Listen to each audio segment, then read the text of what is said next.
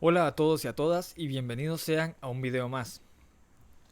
Preguntémonos, ¿qué estaba pasando en la mente de Pedro cuando estaba en el patio de la casa del sumo sacerdote mientras Jesús estaba siendo juzgado adentro? ¿Qué pensaría que hacía su presencia ahí?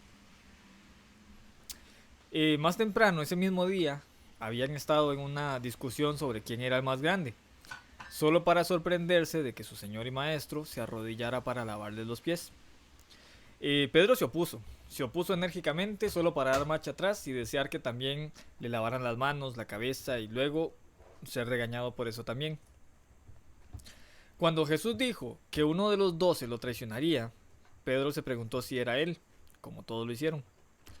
Cuando Jesús dijo que todos lo abandonarían esa misma noche, Pedro afirmó rotundamente que él no lo haría, solo para que le dijeran que lo iba a negar 3 veces. En el huerto, más tarde, se quedó dormido cuando Jesús le pidió que se mantuviera despierto. Y luego atacó violentamente a uno de los que vinieron a agarrar a Jesús. Y Jesús le dijo, no más de esto. Luego, como había dicho Jesús, se escapó como todos los demás. Pero luego no sabemos qué sintió Pedro, si se sintió culpable o qué. Él se regresó, lo siguió a la distancia, entró al patio. ¿A hacer qué? Probablemente ni él mismo lo sabía. Toda la noche había sido un revoltijo, fue algo aterrador tal vez. Pasaron muchas cosas. Jesús había reprendido a Pedro por discutir sobre quién era el más grande, por querer que le lavaran las manos, por querer que le lavaran las manos y la cabeza, por objetar que no huiría, por quedarse dormido en la hora de mayor necesidad de Jesús, por atacar al siervo del sumo sacerdote. Y ahora, cuando Pedro pronuncia su tercera negación, Jesús lo mira directamente a los ojos. En ese momento no hay palabras, pero Pedro siente una reprimenda abrasadora por la decepción que transmite esa mirada. Y este es uno de los hombres a los cuales Jesús le ha dado un entrenamiento especial. Uno de los hombres en quien Jesús tiene la intención de que sea un líder de su iglesia. En Juan 21, después de una pesca milagrosa, después de desayunar, Jesús se lleva a Pedro a un lado y la pregunta es, ¿me amas? Se lo pregunta 3 veces. En primer lugar, en esa mañana en la playa en Galilea, ocurre mucho después de la crucifixión y resurrección de Jesús. ¿Qué le pide a Pedro después de que responde que sí lo ama? Le dice, apacienta mis ovejas. Se trata de ese liderazgo que Jesús todavía esperaba en Pedro. Esto es esencialmente como una entrevista de trabajo, con todo empaquetado en una pregunta. Prácticamente esa pregunta, ¿me amas? Es, ¿todavía vas a competir por una posición? ¿Vas a lavarle los pies a los demás? ¿Vas a creer que te he limpiado? ¿Me vas a traicionar? ¿A negarme? ¿A huir? ¿Vas a recurrir a la violencia cuando te ataquen? ¿Te vas a quedar dormido cuando te necesite despierto?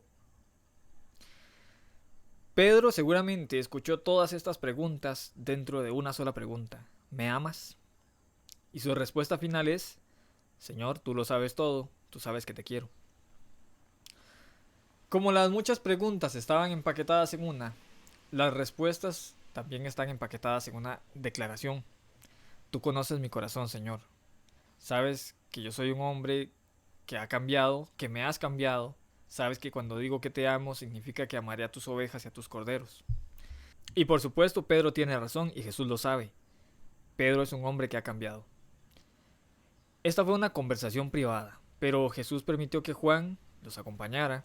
Juan lo escribió, porque la pregunta no es solo para Pedro. Ninguno de nosotros tiene el nivel de responsabilidad que Jesús le dio a Pedro.